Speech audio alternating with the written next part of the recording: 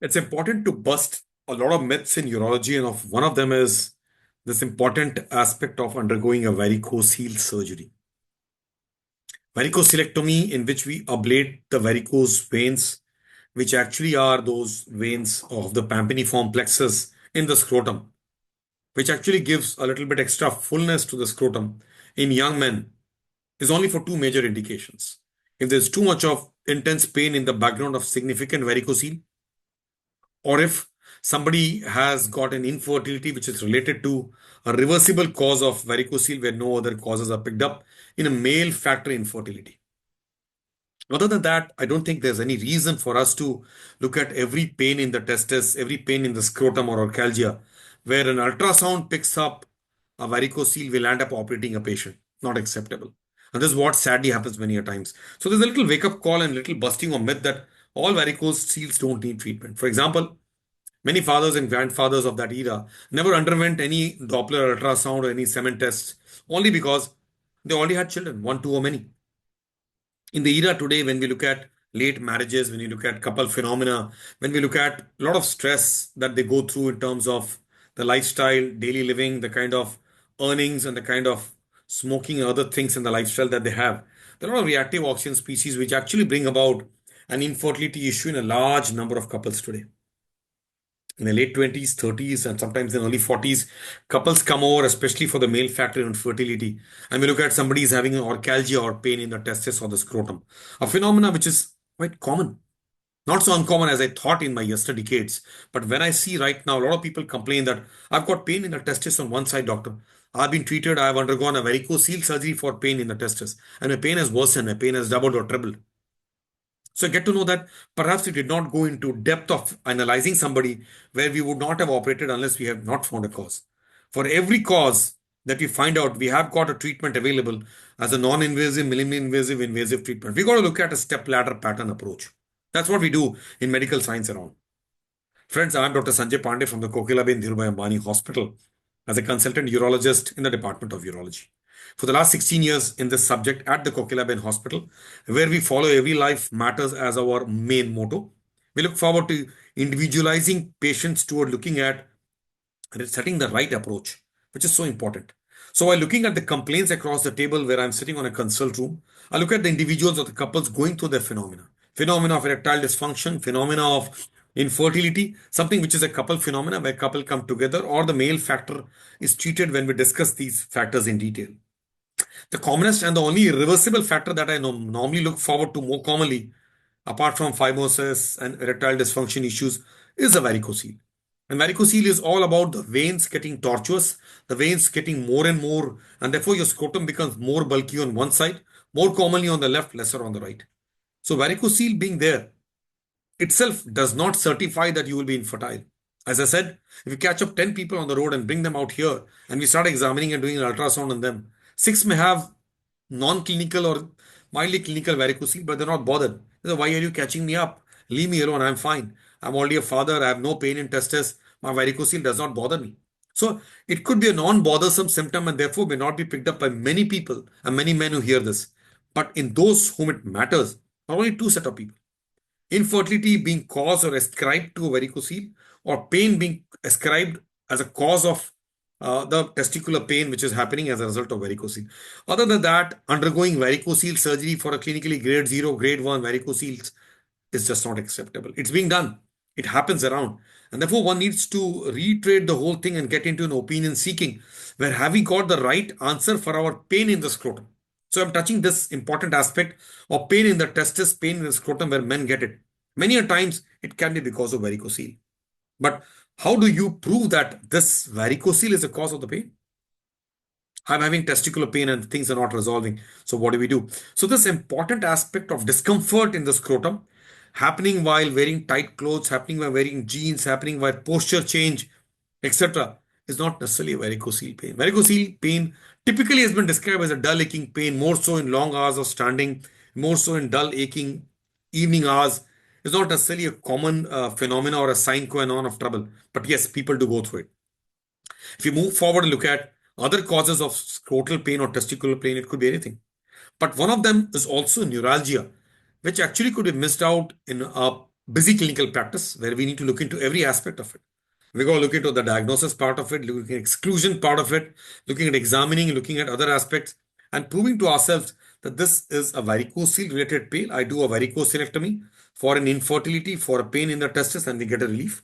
Because varicocele itself, growing from grade 2 to grade 3 and beyond, could actually be trouble. It could be trouble in such a way that you could actually have aspects of number one, the testis shrinking, the function of testis shrinking, something which does not augur well with young men for multiple reasons, partly for infertility, partly for their own sexuality and other aspects around.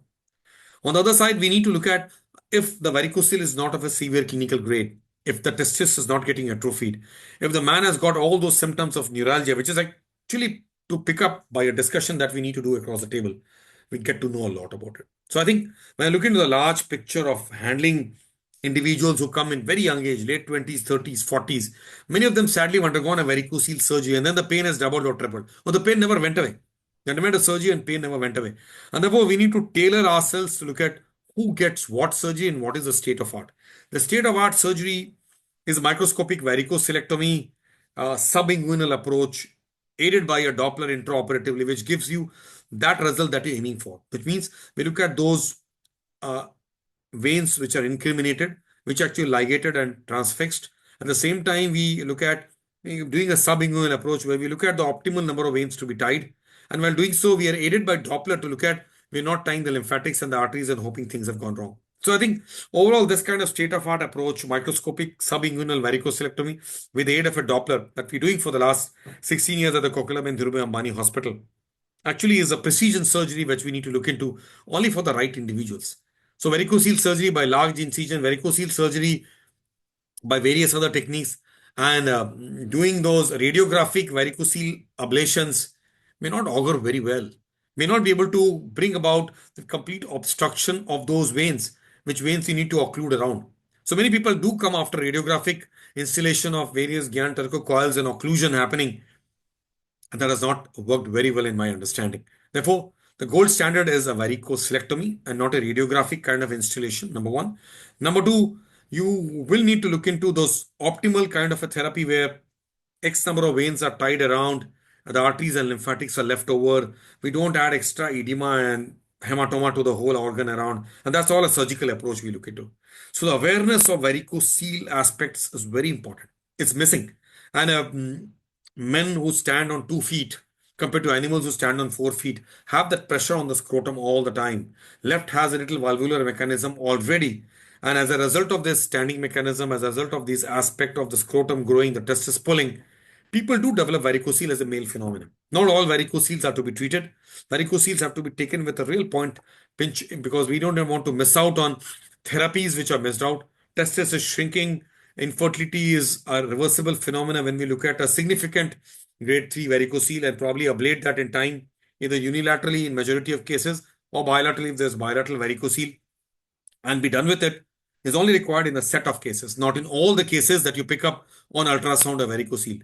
So let's not just jump into varicocele surgeries knowing that we have a varicocele and we have got a pain. Many a times the pain may not be related to varicocele per se, because the varicocele may only be clinically grade 0 or grade 1 and it has been picked up on ultrasound and you're getting busy doing one ultrasound to other ultrasound and you continue to suffer a lot. So you don't need to look into that aspect. We've got to be extremely careful that you are aware of this, that varicocele is a very tightrope to tread around. A urologist or an andrologist of the kind that is there available in the country at various cities, locations around.